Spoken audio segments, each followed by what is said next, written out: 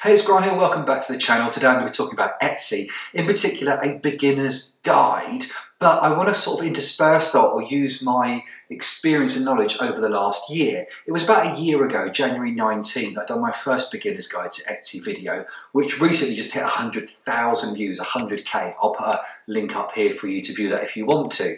But that was really at the infancy of my Etsy journey, and to be honest with you, there was some guesswork.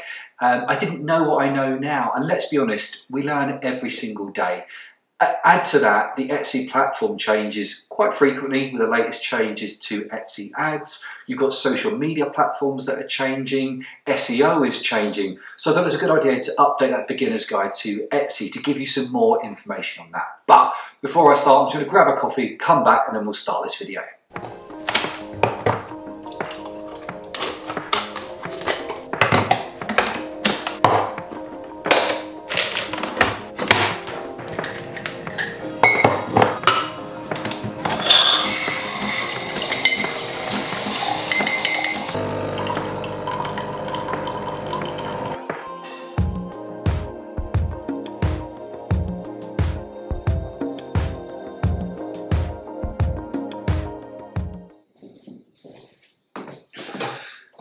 Right, morning coffee, so I can start now. So my first tip is don't delay. Etsy as a platform is a low cost to entry, so there's no monthly fee unless you're going to sign up for a subscription. Personally, if you're a newbie seller or just starting out on Etsy, then I wouldn't suggest a subscription just yet until you find your feet. There's no setup costs, so that's really good as well. So your barrier to entry is very, very small. Obviously, you've got a cost for making the products or bringing the products together. I appreciate that, and I know that some of you will have quite a high cost in doing that, and some won't have. But for me, the suggestion would be try and get together 10 products that you can list. Get those products together, get the supplies ready. Even if you don't make them, if they're made to order, get the supplies ready, or at least know where you can get them and you can get them quickly. And then put them on Etsy. And what are the costs around that? 20 cents per listing, which gives you a 90-day listing. That's about 16 pence, which is about 17 or 18 cents if you're in Europe. So 10 products listed for 90 days is going to cost you $2, £1.60 or €1.70, €1.80. So a relatively low cost. And you know, if you're anything like me, you sit there, you worry about it, you ponder about it, you think about it. I've done that for 2.5, nearly 3 years. That's 2 or 3 years of sales that I lost out on. And you're not going to be an expert straight away. It's a gradual process. So don't delay, get some products up there and learn on the job almost. So the next one is around costings and fees. And Etsy is no different to any other business. If you were going out to start a coffee shop, beauty salon, a retail store, a restaurant, you would look at all your costings, and Etsy is no different. I wasn't naive, I looked at all the costings, but sometimes you've got to allow enough tolerance in there, especially with Etsy's changing platform. In terms of its core costs aren't changing, but you may have recently heard about the Etsy ads changes, and I've done a video on that which I'll link up above there.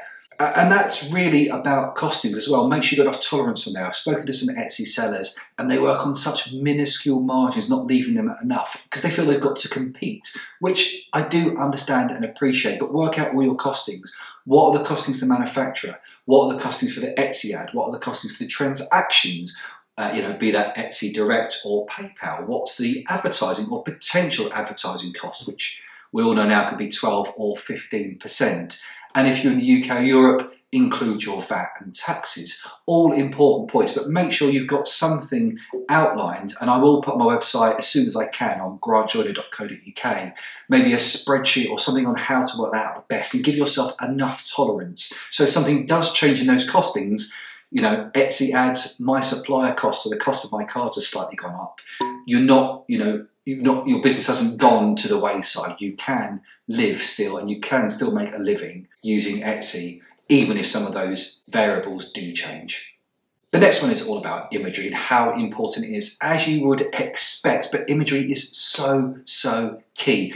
Going back to my first point about don't delay, what about if you haven't got the product yet? What about if you haven't made one yet? Then use something conceptual. There are lots of sites online. I'll try and link a few down in the description, or if you visit my website, I'll put some links up there as well, where you can go through and put some conceptual art in place or some ideas. You know, for cards and stationery, that's absolutely easy. For jewellery, I do appreciate it might not be as easy, but make sure you've got your photography on point. It really is a key selling point.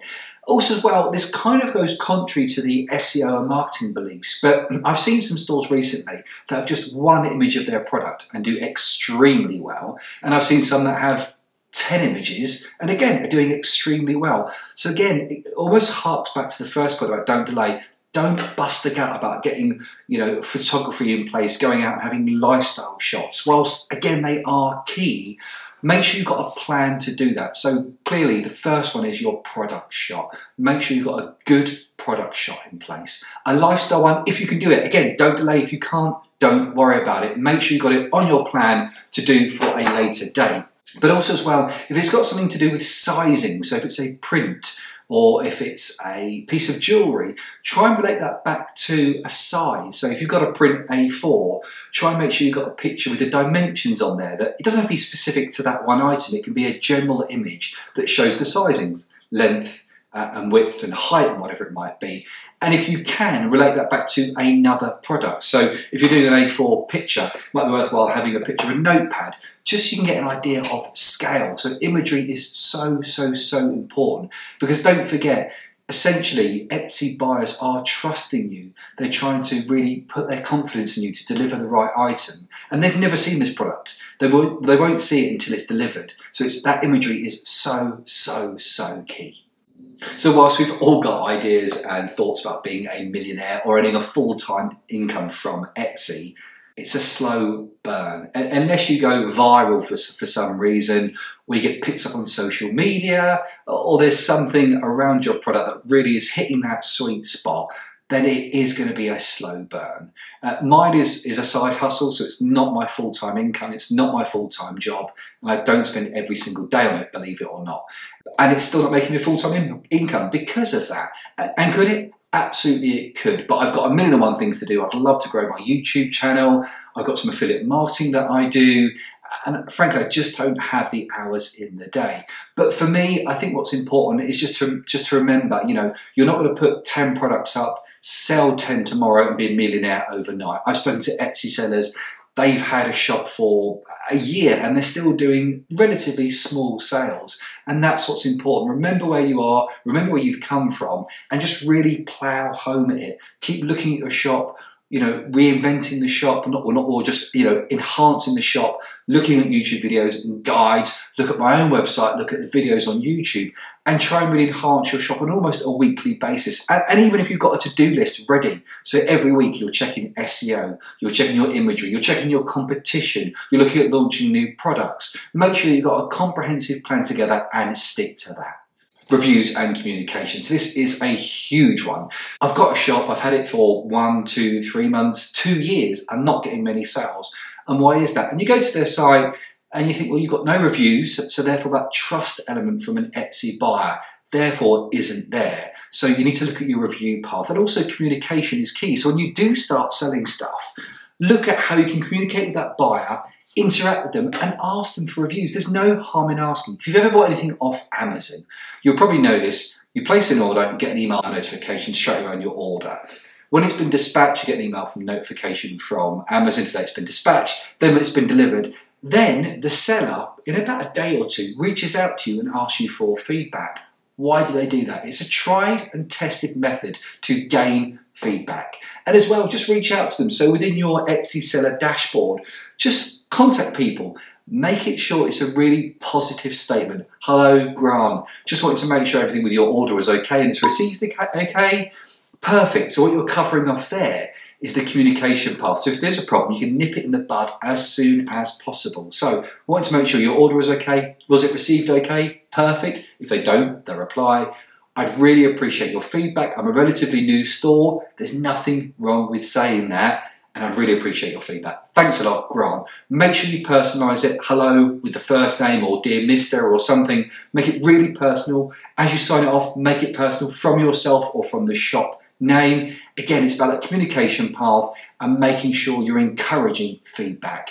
Once you have some feedback on the site, it doesn't, or your shop, it doesn't have to be 100, it doesn't have to be 1,000, even 10, 15, 20 lots of feedback will encourage your Etsy buyers and your potential Etsy buyers when they're on your shop to look at it and think, hey, this shop's trusted. I will give them my trust as well and I will buy from them. So that's my top 5 tips if you're a newbie seller on Etsy, a beginner, or even just thinking about starting an Etsy shop. And they're 5 things I wish I'd have known when I first started, and I still look at now and reference back to myself on almost a weekly basis. Thank you very much for watching. Please hit the subscribe button, hit the bell notification so you know I've got new content uploaded. Like this video and comments down below, as I do try to reply to as many as I can. Thanks again for watching, and I'll see you for my next video.